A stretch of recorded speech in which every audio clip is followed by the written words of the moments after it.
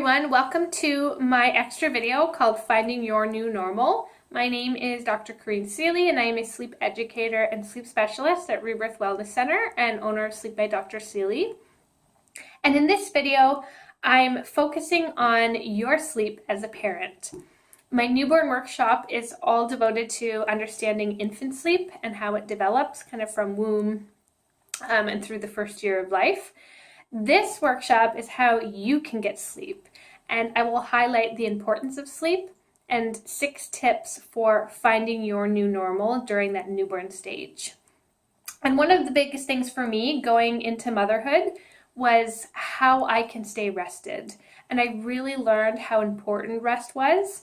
And prior to having my child, I loved sleep. I really valued sleep. So it was something that I continued to value as a new mom, and I really wanted to figure out how I can stay rested, stay well, recover my best, and just feel my best for my son. I think I owed it to him to take care of myself. So that's something that, I'm always figuring out and incorporating into my life, because I really feel like I can take on any challenge that motherhood throws at me if I'm well rested. And I find even working with families helping their infants sleep, the parents still have difficulty staying rested. Even if their child sleeps, 12 hours a night, they still don't seem to be able to sleep well.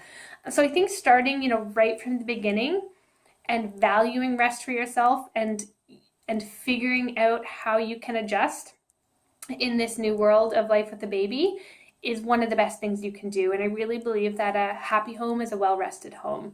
And, you really, I think, do owe it to your child to be your best. And being well-rested is the best way to feel your best and to take care of yourself. So I put this video together. I have 6 tips to finding your new normal during the newborn stage. Tip number 1 is really to understand the value in sleep and really value sleep yourself when you're going into life with a new baby. A couple weeks ago, I was talking to an expecting mom, and she said, I'm really worried because I love sleep so much. So I'm really, really worried about being sleep deprived. And I said to her, to me, if you value sleep, if you love sleep, if it's something you seek out and enjoy, then that's less worrisome to me, because as a parent, you will hold those values and you will make time to sleep if it's something that you really encourage and value for yourself. So those are the moms that, I worry less about, because you will seek out sleep in any way you can and you'll hold that value. And I think the value is one of the most important things. It's more the moms or the parents in general that think, I don't need sleep, we'll sleep when we die type of mentality. I can push through it. Busier is better. There's more important things in life than sleeping. There's a mug that I see out there. It says cool mom, or I don't know if it's a t-shirt or a mug. It says cool moms never sleep kind of mentality. I would love if someone made a mug that said cool moms get their sleep, because I really believe it's quite the opposite. The more you take care of yourself and rest, the cooler you are in my approach or my opinion. So to me, valuing it first and foremost is the best thing you can do. And, thinking about it even before you have your little one. I have a whole video just on sleep during pregnancy. So it's never too early to start valuing sleep. You don't even have to have a child to value it. I think everyone in general has to understand the importance and the value of sleep. So I want to take some time just to talk about how important it is and to really help you understand what happens when you're sleep deprived, because this might help you understand what feelings you're feeling, how you feel, and that might be a trigger to you, like, oh, I'm tired, I need sleep. So I think it's really important to understand what can happen and even understand what happens and we're not even aware of it. So it can have a lot of effects on our body that we have no idea are happening. So I think that's equally as important. So what happens when we're tired? Why should we value sleep? Well, one of my first jobs was in a sleep lab that studied sleep deprivation. So what we did was you would bring people in. They're all normal, healthy sleepers, and they would be put on different type of sleep schedules. So some people would sleep 8 hours a night, which is the recommended kind of full amount. Others would sleep, on a restricted, maybe like 4, 5, 6 hours a night type schedule. And what you do is you put people on different schedules, and you can look at what happens in their brain, in their body, to their mood, and all the different kind of changes in the brain and in the body. And this can be done in animal studies as well. So there are a lot of animal studies out there looking at these effects. In the lab, you find cognitive impairment. So one of the big things we looked at was cognition. So things like reaction time diminishes. You're more likely to make mistakes, get in accidents, and there's high links between medical errors and car accidents with sleep deprivation. So in general, you react slower to things. Decision making's impaired and in judgment. And in my newborn video, I talk about the logic areas of the brain and how they kind of diminish as you're tired. And so your decision making in general, problem solving is impaired. Attention span shortens. There's a huge link between sleep deprivation and ADHD and attention deficits. So that happens in the lab, and memory as well. So you get short-term memory impairment. All of these are often called kind of brain fog or mom fog, that you experience. And, your brain itself can have huge effects when you're not getting enough sleep.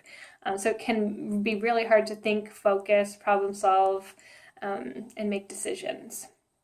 Your body itself, pretty much every system of the body can be affected when you're not getting enough sleep. Your immune system, so sleep has a really important role in regulating immune responses.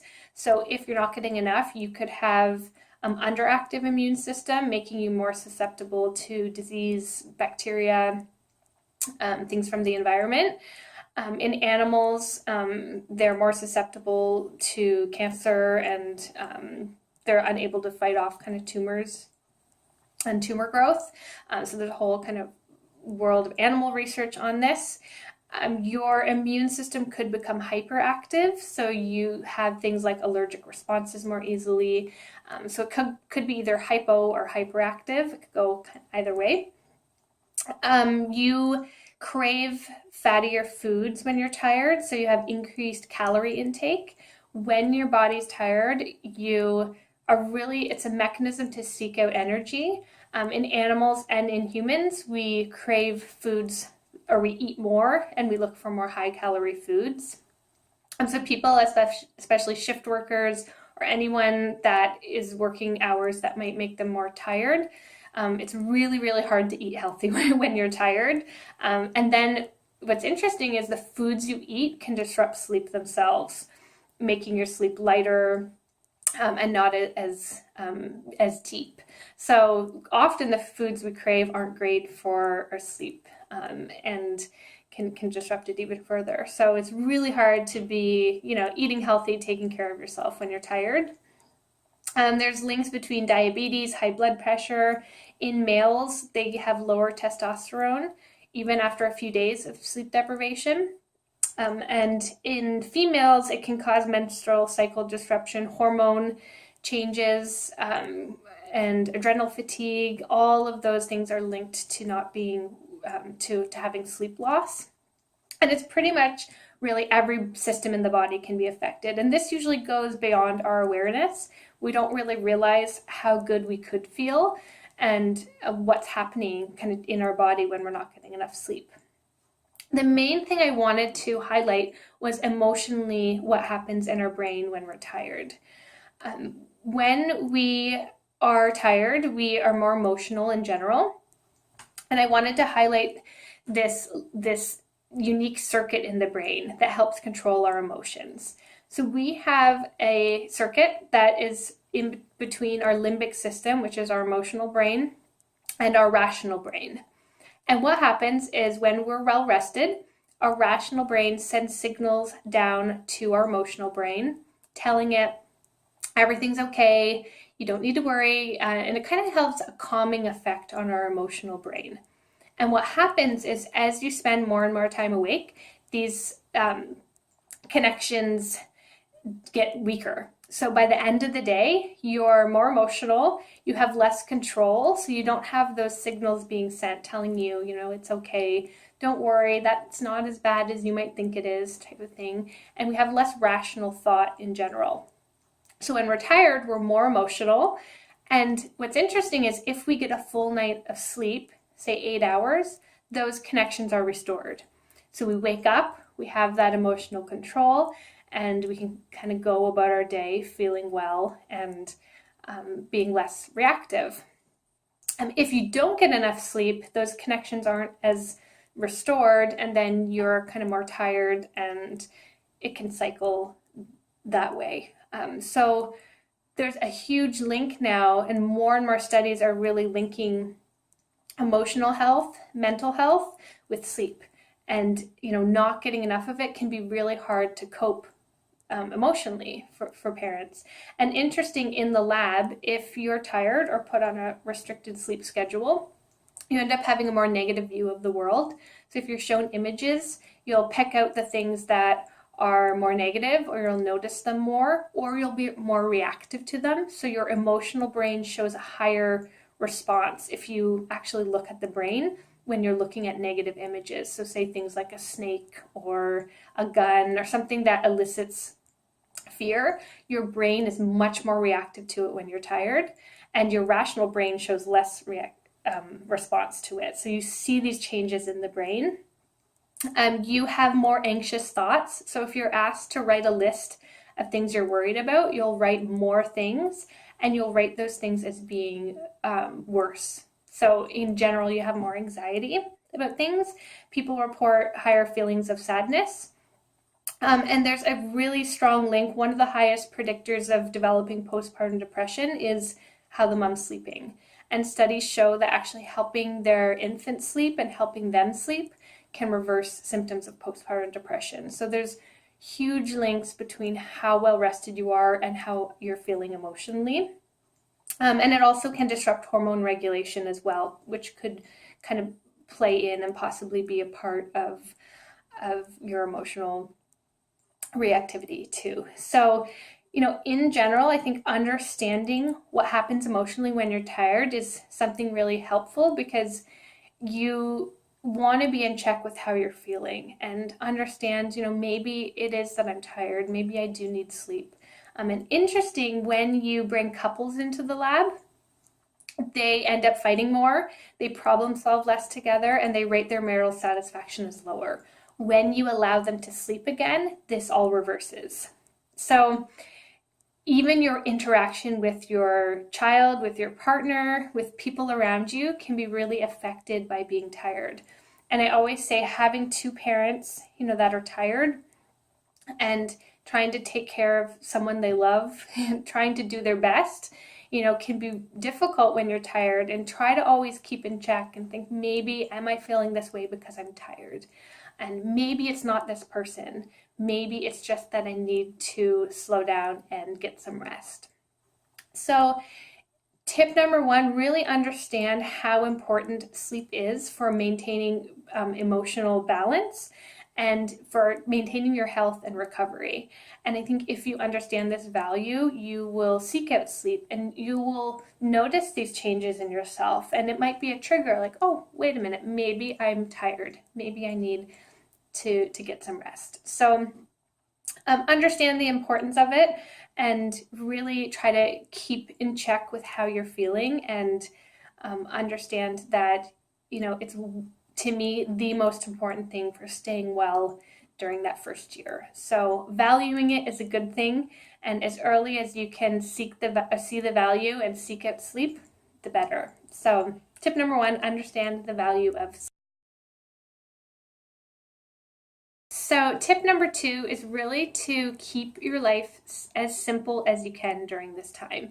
I really believe the first 40 days after you have your baby should be resting, recovering, and just being with your baby. And really, it's really comes down to a really simple life. And I think the newborn stage is such a beautiful time because you don't have to do anything else. You can just be with your baby, rest, love them, get to know them. And what other time in your life can you do this? You never get the opportunity to shut out everything else that's going on in the world and just be with your newborn. So it really is, when you think about it, such a wonderful time of resting, recovering, and keeping life as simple as you can. We never get to do this any other time. So think of it as such a wonderful time to shut out things that you would have normally done that you don't need to do now. It's such a simple, wonderful time. And it can be, I think the most peaceful times to me were actually those early few months when I was just with my baby, and resting myself, recovering, and keeping life really simple. If you have visitors, use the ones that will help you. Don't feel like you have to do chores. Don't feel like you have to do extra things. Have people, who are willing to help you and that don't make life more of a chore. So, kind of shut out visitors that, might make life difficult. Say no to people. Say no to unnecessary chores. Say no to outings if you don't really feel up for doing them. I've heard a lot from moms saying, "Oh, there's really a wedding I probably should go to, but I have a newborn." Say no. Like, this is the opportunity for you to keep your life simple, and don't worry about obligations at this time at any point. I remember a family member of mine came up camping and we spent 10 days at a campsite. My son was a newborn. I would never do that again. I don't know why I felt obligated to go there 10 days in a row. I would never do that now. So, say no to things. And I think that's a lot. I meet a lot of moms who feel pressured to say yes, to do things, to have visitors. Keep life simple, and it's such a wonderful time. And that's one thing I know now is it's okay to say no and to do what you need yourself and that your little one needs. So take care of yourself first and foremost. And try to use your baby's nap time for resting. Try to eliminate chores. And again, have people that can help you, your spouse. Try to, again, keep your life simple. Eliminate chores during nap times. Try to sleep when your baby sleeps and use that as a rest period, and keep your life as simple as possible. It really is the most kind of beautiful time in your life that you're never going to have this opportunity to do again. So that's one thing, again, that I would do more of, saying no. And by the end of the first year, by the end of my son's first year, I got pretty good at it. But it was something that I personally found challenging at the beginning, and I know many moms do. So say no, keep it simple, and enjoy this peaceful time of just resting and taking care of yourself and your baby, because it's a really wonderful time. So tip number 2, keep life simple. Tip number 3 is ask people for help. Asking for help does not mean you're weak in any way. In fact, I often tell moms it means the opposite. Like, if you can ask for help, if you can tell people what you need, I think that means you're really strong. And a lot of moms I meet, I'm actually working with one right now, and she has a newborn, and it really wasn't as much about helping the newborn. They were pretty kind of on track. Things weren't too off. We did a little bit of adjusting things, but for the most part, it really was about having her be able to accept help from people. I mean, things have changed so much, even within 1 week of me telling her, and her husband kind of wanted the same thing. Tell her it's okay to ask for help. And once we did that, things have been much smoother. I can even hear it in her voice. She's much happier, and So don't be afraid. Don't think of it as a weakness. Think of it as a strength to be able to tell people, what you need and how they can help you. So this could be things like having people make meals for you, bring you food, do your dishes. Um, if you want them to even hold your child, for her newborn really likes to be held. So her mom comes over and holds her, and she tries to get some rest. For some people, if having your baby close to you is how you rest best, then that might not work. But for her, it seems to be working really well, is getting her mom to spend some time with the baby while she lays down. However it works, don't be afraid to delegate duties to people and seek out support and allow help from others so that you can get a little bit of rest. So this one's simple, just ask for help. Tip number 4 is, even if you can't sleep, even if you maybe only have like 20-30 minutes, just lie down. Never give yourself pressure to sleep. And I think this is something that I see, not even in new parents, but in people in general, is they put too much pressure on themselves to sleep. And that can make it harder for them to fall asleep. And especially with life with a new baby, you never really know, how long you'll have an opportunity to sleep. So if you can take time to just rest, for me, I would never pressure myself to sleep, but I would just kind of let myself rest my thoughts. So I would take time, close my eyes, and let my thoughts just be free, and I wouldn't put pressure on myself to fall asleep, but it was more like, let's just not think. Let's just do nothing. And often that would mean I would fall asleep. So helping just let go of thinking, resting your mind. And even if you don't fall asleep, I think having your brain rest a little bit can be equally as helpful sometimes. So taking that time to just lay down, unplug, let your thoughts be free can really do a lot. And often it can lead to sleep because you're just kind of letting your brain go offline a little bit. So laying down can be restorative. So just taking the time to rest, and don't put pressure on yourself to fall asleep. Tip number 5, pay attention to your emotions. So in our first tip, I talked about what happens to your brain emotionally when you're tired.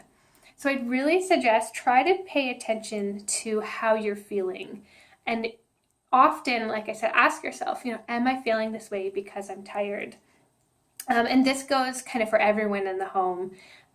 Are we feeling this way because we're tired? So keeping in check with your emotions, keeping in check with how you're feeling can be a good way to remind yourself, maybe I just need some sleep. And that can happen to me sometimes, even, after a long day. Maybe I'm more irritated, more emotional about things, and then I'll say, I think I need to sleep. Let's not get into this now. I just need to sleep. So it can, paying attention to that can be really, really helpful. And try to be gentle on yourself and on your partner as well. You're both probably tired, and try to remember that. So keep in check with yourself, pay attention, and if it's that it's because you're tired, maybe just say, okay, let's just let it go. I'm gonna go lay down for a minute, kind of thing. So to me, I often have the response of just being like, I'm gonna go lay down, and sleep is kind of like my thing if I'm feeling emotional or a certain way. It's just like a natural reaction to it. So yeah, let yourself feel the emotions, pay attention to how you're feeling, and ask yourself, could it be that I'm tired? Okay, so tip number 6, and this is one of my favorite ones, is give your body permission to be tired. Let it feel the effects of being tired. One of the things that I noticed, I remember my son, he was probably around 3 or 4 months, and I went for a walk. So I met up with some friends. We were going to walk through the park, and they all needed Starbucks. So they're like, let's all go get our Starbucks before we walk. So I was the only one that I didn't get any coffee. They all got these big, large kind of cappuccinos. And then I remember specifically during the walk, all they talked about was how tired they were. And they would say, I don't know, like people say you're supposed to sleep when the baby sleeps. I don't know how you're supposed to do that. I can't do that. And they were talking about it. And I remember thinking, well, you're drinking caffeine. So of course you're going to have trouble falling asleep when your baby sleeps. And one thing that I often tell moms is it's okay, let yourself feel tired. And I think cutting down on caffeine is a really good tip, especially in the early days when you need to feel tired, you need to get that sleep. I would really kind of limit as much caffeine as you can. And caffeine actually can, if you're breastfeeding, get through breast milk and go to your baby. So that's something you always kind of want to watch for. But in general, I think cutting down caffeine, letting yourself feel the effects that your body needs is a really good thing. And what will happen is if you're really, really tired, like for me, that day I went for the walk, and most likely when I got home, I took a nap when my son napped because I was tired. I went for a walk, I had done a lot, and my body was seeking out sleep, and I really wanted to. Likely the moms who had a big cappuccino probably didn't sleep, did something else, and just felt more tired. So let yourself be tired, and that tiredness, it will help you find time for sleep. It'll make you value sleep more. It'll make you want sleep. It will make you say no to people. It'll make you be more simple. It'll help you kind of follow all of these tips that I said previously. It might make you ask for help because you'll be tired. You won't want to do it. You won't want to power through whatever it is, having guests over, cooking, cleaning. You'll want to sleep. So I always say, use tiredness as your superpower. It's a good thing. It'll make you say no, simplify your life, get sleep, sleep when your baby sleeps. Having that sleep drive can be really powerful and can drive you towards getting good sleep. So it's a good thing. And I always say not even in the first 3 months, in general, feeling tired is a good thing because what that means is when you end up sleeping, it'll be easier to fall asleep. And it'll help you sleep deeper. So studies actually show that caffeine up to 6 hours before you go to sleep makes it harder to fall asleep, and it actually makes your sleep lighter throughout the night. So caffeine has a lot of effects on us that we don't even realize. Our sleep might be lighter. The next day we might not be as well rested. So letting your body feel tired is a good thing, and it's something I encourage kind of for many people. And it's really helping you be in check with how you're feeling. And I think having that checkpoint of like, this is how I'm feeling is the best thing that you can do. So, cut down, pop caffeine. I've met a lot of moms who, drink a lot of caffeine and pop throughout the day. I understand because you're tired, but at the same time, it can kind of create a vicious cycle of being more and more tired. It's masking those effects that you want as a new mom or new parent. So last tip, give yourself permission to be tired. And that will help you move through all the other previous tips that I mentioned. So I hope this helps. And really, I would suggest as early as you can, try to make time for sleep, try to value it. And, this can be helpful all throughout the first year and, life with the baby and beyond. This is something I always want to value forever. And especially, as my son gets older, I always want him to be a good sleeper. And I think if I don't value it myself as a parent, he's not going to value it either. So I really think I have a responsibility to create a rested home, to be happy, to be well, and to have him see this home that's rested, and to slow down and to really value rest always, because I never want him to feel the effects of sleep deprivation. I want him to value it himself. So I think I have to do it as a parent if I want him to. So if you can't do it for you, do it for your children. And right now, sleep deprivation is at an all-time low for children. So adults, we're sleep deprived as a society, and our children are as well. So our lifestyles really trickling down and affecting our children. They're more sleep deprived than they've ever been in history. So I think as a whole, you really want to think of creating a healthy, rested home for your family and for your children and instilling those values in them. So, the best thing you can do is start as a parent, and it will follow onto them, because we're very sleep deprived, and it's something that, I'm really passionate about helping children get good sleep. And the only way you can help them really is to help the parents.